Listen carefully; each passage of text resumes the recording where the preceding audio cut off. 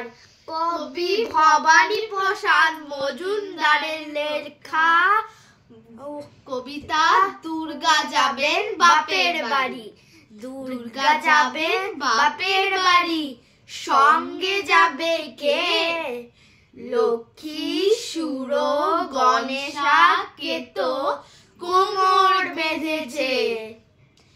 ময়ূর, বেচা, হাঁস ও ইঁদুর ওরাও সাথে যাবে।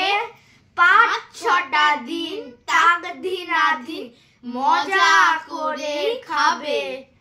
দুর্গা দেবী বললে ওরা ভাল লাগে রোজ একই জিনিস খেতে, বছরে তাই চাই কটা দিন অন্য কিছু পেতে।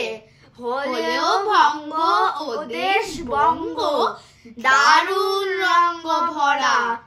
চপ, রোল, ফ্রাই, চাও, মোগলাই, স্বাদ কি পাগল করা।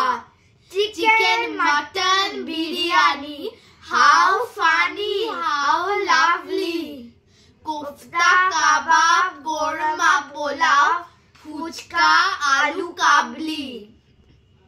বোঁদে, গজা, গুজিয়া আর সর ভাজা, সর পুরিয়া। রসগোল্লা, পান্তুয়ারা আছে হৃদয় জুড়িয়া।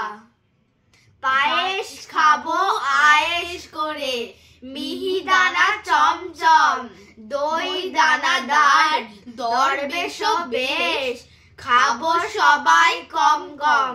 দুর্গা দেবী বললেন, বেটুক স্বভাব তোদের মন্দ, তাই এবারে আমার সাথে যাওয়া তোদের বন্ধ।